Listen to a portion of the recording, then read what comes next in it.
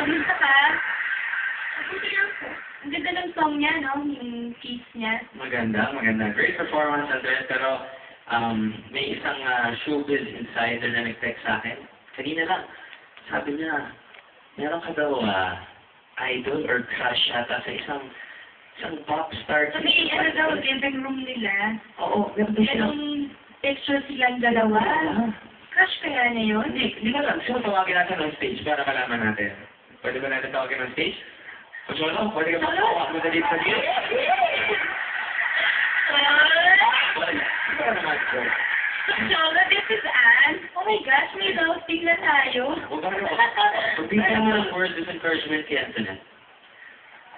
Antoinette, gosh, ayoko na dito. Love you, tsaka. Ito naman. I love you ka agad. Sige, sige na. Stilo na yan, go.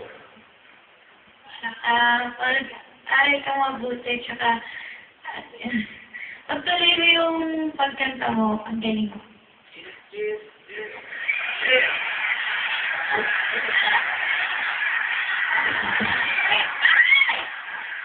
Hindi naman sa lips eh. Bata pa kayo, hindi naman ganyan. Hindi ba yun? Isa mo daw! Isa mo daw. Isa pa daw. O, ikaw mag-kiss ka kaya. Ikaw mag-kiss ka kaya sa cheeks. Cheek to cheek. Ikaw mag-kiss sa cheeks. Dali, yung cheeks mo lang, ganyan. Yung cheeks? Hindi yung lips, yung cheeks lang. Yung cheeks lang. Cheek to cheek. Okay lang. Kaya naman yung gano'n. Ikaw naman. Sa kabila. At napaka-sport naman ni Pocholo. Ang galing-galing. O siya, sige, tingnan natin kung anong masasabi niya. Thank you, Pocholo. Hindi na naman yan. Okay, Mr. Raymond, ano pong masasabi niyo sa performance ni Anne? Antoinette, that's a very pretty name for a very pretty girl. At saka talagang bagay kayo ni Pocholo, ha? I-consider mo yung love team na yan. I think you will make beautiful music together. Hindi, actually, I enjoyed that very, very much, Antoinette. Gusto ko yung kanta na yan. I appreciate the very special arrangement that your musical director gave it. And alam mo, enjoy ako sa level of confidence mo. Gustong-gusto ko yung focus mo. Para kang storyteller na nagkikwento lamang ng isang story. I like that very, very much.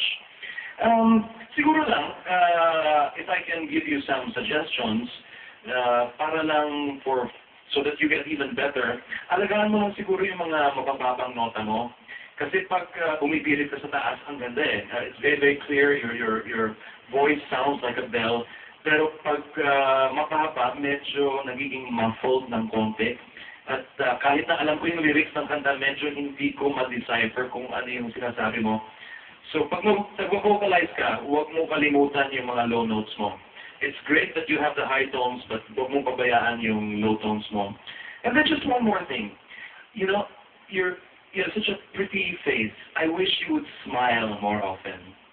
Okay? So actually, yun lang. But because I think that you're going to listen to my advice, I am going to give you, for your performance, a smiling face. There you go, smiling face, Francina. Okay, nagpakita nila sa tatlo. Sa tingin niyo ba, sino ang pinakalumama? Lahat nga ba sila? Kayang tapan si Gijet? Nako, isa lang ang dapat magpatuloy. Kilalanin natin sila sa pagbabalik